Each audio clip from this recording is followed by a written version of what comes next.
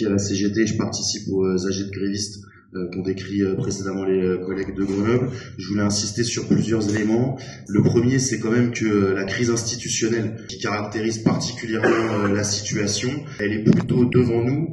Et s'ils galèrent au niveau du gouvernement, c'est qu'ils savent pas comment passer l'austérité. Et que c'est ça quand même qui est le marqueur fort des dernières semaines, derniers mois, des prochaines semaines, des prochains mois. C'est quand même quelque chose à prendre un peu en compte, sachant que ce qui s'est quand même exprimé autour du 10 septembre, c'est une colère importante et certainement bien plus large que ce qui avait réussi à s'exprimer, y compris sur juste des mouvements contre des réformes. Je pense à la réforme des retraites. Et que malgré tout ça, la crise institutionnelle, elle peut avoir tendance, et c'est pour ça qu'ils font tout ce jeu de Bayrou, le cornu, le cornu, c'est de nous détourner du fait qu'on sait déjà que l'austérité, ils vont l'appliquer de manière extrêmement offensive.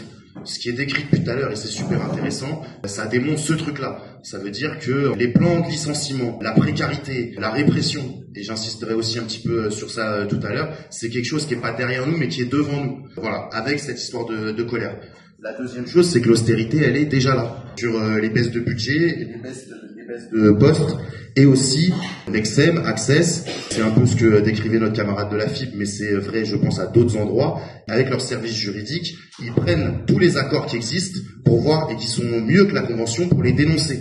Et eux, ils ont une stratégie, ils sont organisés, ils centralisent, etc. Donc l'austérité, elle est déjà là. La répression, le camarade a très bien expliqué au niveau de Montpellier, mais il y a aussi d'autres choses en lien avec la solidarité avec le peuple palestinien. Vous avez peut-être vu passer sur les boucles un éduc de la PJJ qui, pour un porte-clés drapeau Palestine, se retrouve en procédure disciplinaire. Un collègue éduc de rue à Béziers qui, pour avoir fait une action avec des jeunes où il y a une vidéo pour promouvoir l'action et il y avait un drapeau palestinien, il est en ce moment en procédure pouvant aller jusqu'à un licenciement pour prosélytisme politique pour un drapeau palestinien. Ces questions-là, les collègues, elles sont aussi devant nous.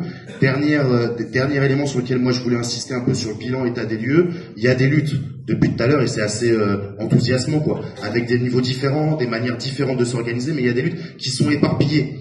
Et là, en fait, les discussions qu'on a, elles sont extrêmement précieuses parce que ce qui nous manque, c'est un plan de bataille. Comment est-ce que ce qui se passe le mieux, là où ça marche le mieux, et ben ça tire vers l'avant, là où c'est un peu plus compliqué. Comment est-ce qu'on s'appuie les uns les unes sur les autres pour construire ce plan de bataille et tout ce qu'on va décider plutôt cet après-midi et sur la fin de la journée. Bon, le 1er avril, qu'on avait pris le temps de préparer, c'était une vraie démonstration de force. Maintenant, la question, c'est qu'on n'a pas besoin d'une journée de grève réussie.